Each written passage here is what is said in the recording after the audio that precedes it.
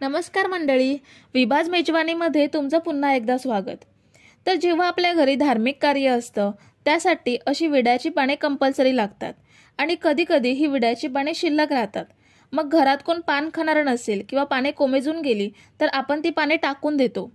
त्यातलीच मी इथे 4 पाने स्वच्छ धुवून घेतली आहेत। ह्या पानांचे देठ कापून टाकूयात आणि पानाचा शेवटचा भाग सुद्धा कापून टाकूयात। वृद्ध माणसे किंवा पानवाला पान बनवतो तेव्हा पाहत असाल की देठ काढूनच पान बनवतात आणि खातात, तर आपण सुद्धा देठ कापून टाकलाय। देठ काढण्यामागचं नेमकं धार्मिक कारण काय आहे ते तुम्हाला मी पुढे सांगणार आहे। ही पाने आता मिक्सरच्या भांड्यात घेऊयात। ह्यांची आपण पेस्ट करणार आहोत, त्यासाठी आपण ही पाने कापून घेतोय।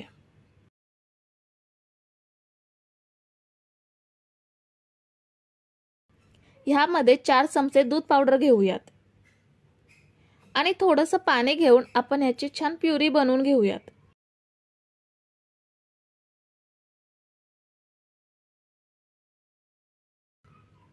हे बघा, ह्याची मस्त प्युरी बनवून घेतली आहे। आता गॅसवरती पॅन ठेवलाय, त्यामध्ये 2 वाटी एवढं खोबरं घेते। हे खोबरं मिक्सरला लावून त्यामधला रस काढून म्हणजे नारळाचं दूध काढून मी खरवस बनवला आणि हे शिल्लक खोबरं मी इथे वापरते।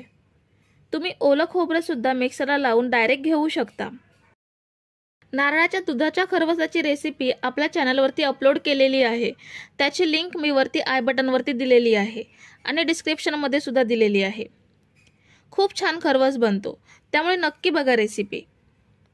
ह्यामध्ये आता अर्धी वाटी दूध घेऊयात आणि अर्धी वाटी साखर घेऊयात।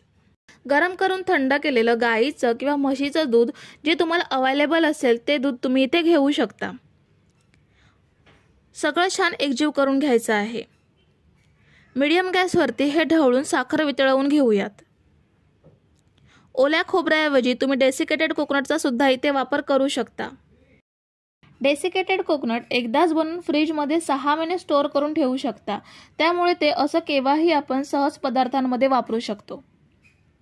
आता ह्यामधली साखर वितळली आहे, आपण आता ह्यामध्ये पानाची प्युरी ॲड करूयात। मिक्सरच्या भांड्यात थोडंसं पाणी घालून भांड्याला लागलेली प्युरी सुद्धा ह्यामध्ये ॲड करूयात। आता आपण हे खोबऱ्यामध्ये छान मिसळून घ्यायचं आहे।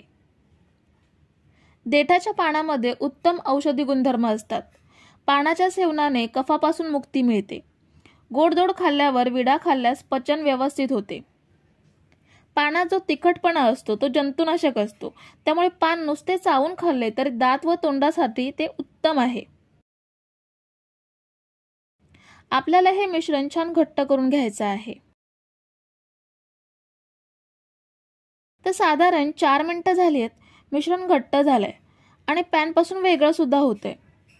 आता आपण हे प्लेटमध्ये काढून घेऊयात आणि थंड करून घेऊयात।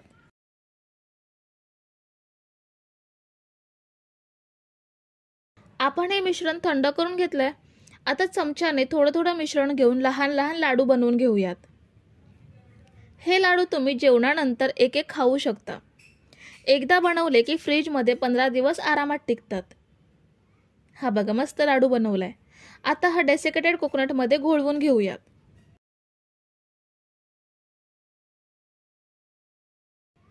हा बघा, मस्त लाडू तयार झालाय। बाकीच्या मिश्रणाचे सुद्धा असेच लाडू बनवून घेऊयात। विड्याचा देठ आणि मागील बाजू खात नाहीत, याचे धार्मिक कारण असे म्हणतात की विड्याच्या पानाखाली मृत्यू देवतेचा वास असतो। या कारणाने तांबूल सेवन करताना मागचा भाग काढून मग सेवन करण्याची पद्धत आहे आणि विड्याच्या पानाच्या देठात अहंकार देवता आणि दारिद्र्य लक्ष्मी राहतात, म्हणूनच पान सेवन करताना देठ काढून टाकतात। आपण सगळ्या मिश्रणाचे मस्त लाडू बनवून घेतले आहेत। आता हे फ्रीजमध्ये ठेवूयात, कारण हे थोडे मऊ आहेत, त्यामुळे हे फ्रीजमध्ये ठेवणं गरजेचं आहे। आपण हे 1 तास फ्रीजमध्ये ठेवूयात। आपण 1 तासाने लाडू फ्रीजमधून काढून घेतलेत। खूप मस्त लाडू आपण बनवून घेतलेत। असे लाडू तयार करून ठेवले की रोज जेवणानंतर एक खाल्ला की अपचनाची समस्या उद्भवत नाही। तर आजच्या रेसिपीमधल्या टिप्स आणि ट्रिक्स आवडल्या असतील तर एक लाईक जरूर करा आणि रेसिपी तुमच्या आवडत्या व्यक्तीसोबत शेअर करू शकता। आणि महत्त्वाचं म्हणजे चॅनलला अजून सबस्क्राईब केलं नसेल तर पटकन सबस्क्राईब करून घ्या।